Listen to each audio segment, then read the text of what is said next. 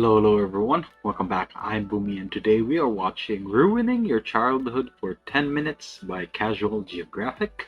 Yes, this one was suggested by Sammy DeVito 6900 over here. And yeah, just based on the first frame of this video, we are probably going to be talking a lot about like kids shows or specifically Disney movies.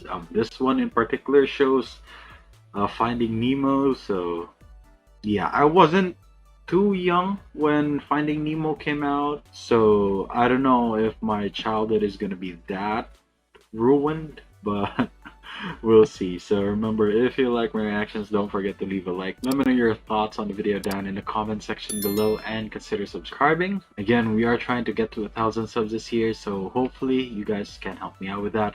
Also, don't forget to leave your suggestions on what I should check out next. That being said, let's go ahead and watch the video. Disney, yeah, I gotta explain this. So the reason Nemo's an only child and can't celebrate Mother's Day outside of a graveyard is because a barracuda came and nearly clapped his entire bloodline. One problem though, barracuda don't eat clownfish, but you know who does? According to extensive research, Google, clownfish are known cannibals that will spawn, kill, and eat their own young. Oh, but that's not all. In clownfish society, the females are bigger, stronger, and more dominant than the guys. So if Marlin's wife went on a murking spree, I'm talking full cannibal Lecter, he would have been too weak to stop her. So what if his wife Casey Anthony, man, I use that joke a lot. What if his wife I don't get his it. family and then he was so traumatized that he blamed an imaginary barracuda for the mass genocide of his children? And what if as a coping mechanism he pretended that he was able to save one, which he named Nemo, a name that literally means nobody? I mean, that would make sense. But this is a kid's show, so... Well, I guess this is the point of this video, right? Like, putting real-life logic to kids' movies?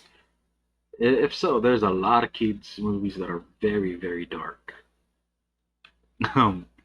Yeah, this Nemo isn't special, but I guess I can see the point. But I wouldn't say that I'm my childhood is ruined now. It's just some cool fact, I guess. It actually makes sense. Makes sense because if his wife was actually killed in front of him, according to clownfish rules, he would turn into a female to replace her. That could explain his severe trust issues after the love of his life erased his entire family. Disney, you have 24 hours to respond, or I'm just going to assume the worst. Dark facts about Finding Nemo. Nemo would have suffered a brutal death once he got flushed. As a saltwater fish, his body would be used to pulling in water. But in a sewer plant with fresh water, that water would just get forced into his body. Basically, he'd get internally waterboarded until he died a painful, water-intoxicated death. Finding Nemo convinced millions of dumb kids that they could flush their fish back into the ocean. What they really did was commit unintentional homicide because their fish would get eviscerated by sewer treatment machines. If you were one of those kids, you're a murderer. When Bruce cries about never meeting his father, there's truth in that. Some female sharks will give it up to so many guys that one litter of shark pups can have 5 dads, even if his father didn't look like a future. Shark babies are called pups?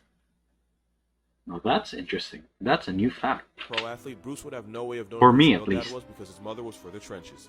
If you rewatch Finding Nemo, you'll realize that Nigel the Pelican last saw Nemo seemingly dead in the fish bag. This scene is the last time we see him, so there's a good chance he went the rest of his life thinking Nemo got killed in front of him, and he probably blames himself for it.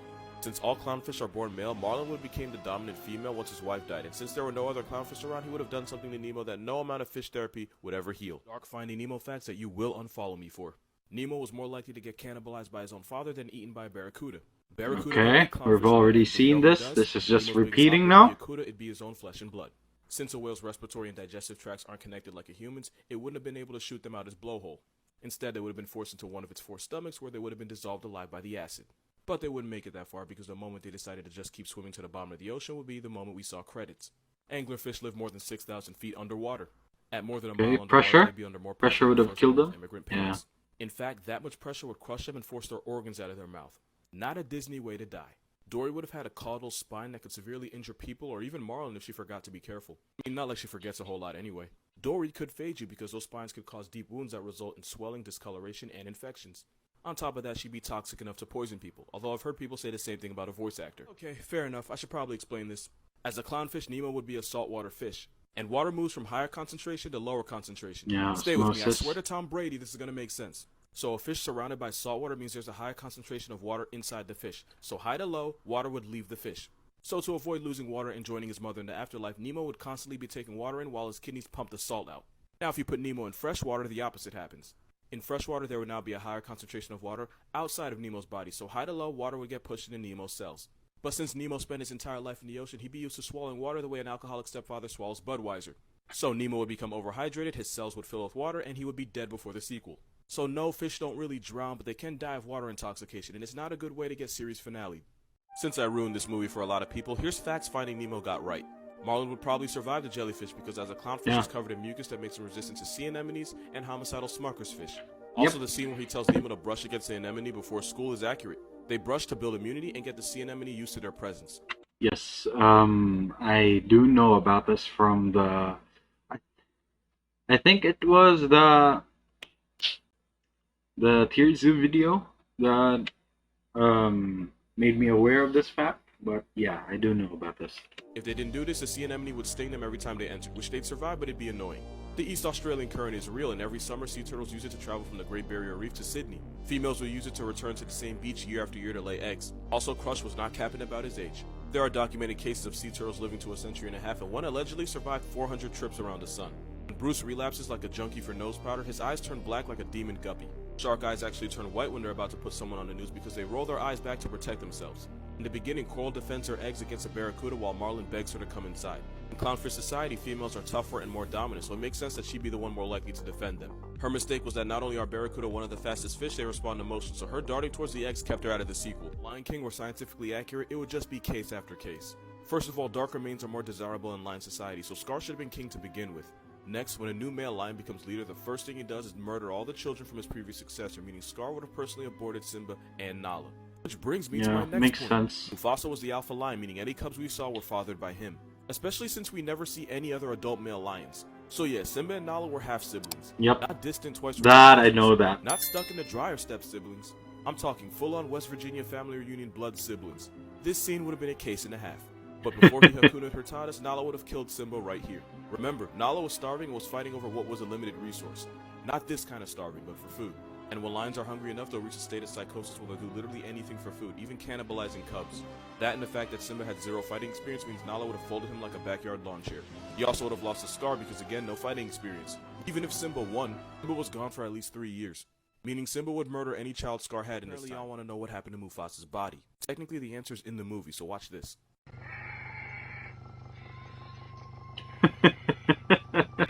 Vulture sort of got him, yeah. Stork would have eaten his dead body. But there's a catch. Vultures have really weak beaks and feet, so they would have had to wait for an animal to tear him apart to make it easier for them. The question is, who got to his body first? These are the primary suspects. Hyenas, of and course. Lions kill each other out of competition, not for food. Lions don't like the taste of hyena meat and probably vice versa, so safe to say they probably didn't eat Mufasa. African wild dogs are such efficient hunters that they don't have to resort to scavenging, so they're out. Jackals are notorious scavengers, but again, they wouldn't have found the taste of lion meat appealing, so they wouldn't have done it either. Here's where I'm gonna mess you up. Worms, maggots, and corpse beetles would have gotten to his body first. Likely the same bugs that Simba ate would have been the ones that defiled his father's carcass. They would have created openings that would have made it easier for these guys to finish the job. And since guys like the Lammergeier specialize in eating bones, after a few days there'd be nothing left. It wasn't Scar or the hyenas, it was actually vultures and bugs. Send this to a friend to ruin their childhood. I was actually hoping I get a comment like that because I really want to talk about it. So we all what was agree that? that Lion King was based to ruin their childhood. I was actually hoping I get. Did you see the part where Scar is talking to the bird and he holds up a lion skull? I think that's Mufasa. Yeah, they I think it was, who was it? I think it was Film Theory that pointed this out, that this was a lion skull. Get a comment like that because I really want to talk about Or it. wasn't we a all lion agree that skull. Lion King was based off the Shakespeare play Hamlet. I do not remember a letter of it, but I do know there's a scene where he holds a skull. In Hamlet, the skull belonged to your King Hamlet's jester. So if Scar holding a skull is a reference to this, we can assume that it was one of his jesters that he probably got tired of and killed. Makes sense because that skull is too small to be a lion's, and it's actually perfect baboon size. So if we put the pieces together, maybe Scar had a baboon as a jester, got tired of his nonsense, canceled him, and now keeps his sun-bleached skull as an R-rated keepsake. That would explain why he now forces Zazu to entertain him, because the old entertainment guy is now dead. And again, since Lion King is based off Hamlet, this actually makes more sense than Scar keeping the skull of his murdered brother. Or maybe I'm just overanalyzing a kid's movie from 1994 because I honestly have nothing better to do. But I like the first one, so I'm going with that. First images in nature you're gonna wish you never saw. A moose shedding its velvet. A jaguar on some Junjutsu Tsukiyomi. The larvae of the blue bottlefly. Telescope fish. Man's tripped acid, stumbled into the 9th dimension and saw some shit that he can never take back. A moth covered in mind-controlling fungus that basically turns it into a zombie. The devil's tooth. Basically an Australian mushroom marinated with Lucifer's love nectar. Seaweed that does not look like seaweed. Hmm. The skeleton of a pufferfish. If you had to see this, make sure your friends do too. First image is that if I have to see, so do you. A fungus called Xylaria polymorpha, aka dead man's fingers. An anemone known as Dophlenia armata. Oh, This that term looks can influence cool. things that take months to heal, and take a wild guess where you can find it. A giant isopod. In Reason 300, I'm staying out of the ocean. A snaggletooth snake eel. They can grow to 3.5 feet long. Oh, damn. This image doesn't seem cursed until you realize just how close to death this person was. And in case you don't see it, there it is. A harpy eagle, and y'all already know how I feel about this. Yeah, this isn't any better. A pacu fish. Fun fact, one actually bit a man's testicles off, so the more you know. A town in Brisbane was stalked by a giant kangaroo. People didn't take it seriously until this picture surfaced. I'm not gonna say it. I'm not gonna say it. That's a unit of a kangaroo. Holy shit. What is that? No, I'm 6 foot, so that looks more like a 7-foot kangaroo. Damn. And it's probably all muscle too. I am not gonna say it. I am not gonna say it. If you're not a kangaroo and want to be built like one, make sure you hit that link. Proud of yourself? Not really. First images that you are going to unfollow me for. Someone told me that beluga whales look like they have lost human souls trapped in their bodies, and I haven't been able to look at them the same. Those aren't legs, they're actually rolls of fat, but knowing that doesn't make this picture any better. An owl about to catch a mean body. And if you doubt that an owl can take on a cat, they will euthanize your pets for you. Speaking of owls, nature gave them feathers for our sake, not theirs. This picture's bad enough until you realize those are its own guts in its mouth, and looking at those lines, they have zero intention of mercying them. They're gonna watch it suffer. Here's a reminder that this prehistoric feathery demon is as tall as some people. They have a longer wingspan than LeBron, and I will see this in my nightmares tonight. This is what a wet sloth looks like. You're welcome. This is a La Mancha goat. As a LeBron fan, I love goats, but if this earless demon ever pulls up to my front door, I'm calling the National Guard. This is why you never do face swap with a chicken. Holy and fuck. Here you have a crow mourning his dead friend. Crows are highly intelligent and can form strong emotional bonds with members. Yes. I was wrong. Some images that you're probably gonna unfollow me for. If you can't find a snake in this picture, don't worry. Neither could this bird. Oh, and speaking of birds, this is what a baby pigeon looks like. I've never seen this in my life, and with any luck, I'll never have to see it again. A wraparound tree spider. A hairless baboon. This is cursed. Okay, major trigger warning right here. A surnamed toad giving birth. Just a lion, right? Look a little closer. There's a hyena right there, and the lion has no idea. Hyenas have been known to hide inside elephant carcasses. I wonder what shoes he has in his casket.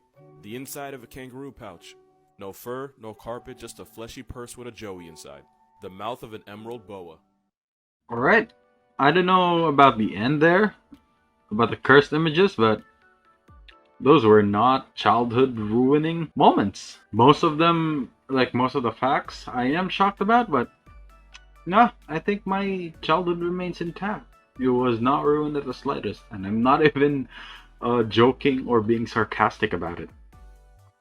It was just meh. But yeah, very good video regardless. But that's gonna be it for me today, guys. Link to my Twitter is down in the description below. Gotta check it out if you want to. And if you're new here and enjoyed the video, don't forget to leave a like. Let me know your thoughts on the video down in the comment section below, and consider subscribing. Again, we are trying to get to 1,000 subs this year, so hopefully you guys can help me out with that. Also, don't forget to leave your suggestions on what I should check out next. That being said, thank you so much for watching, and I'll see you all next time. Bye!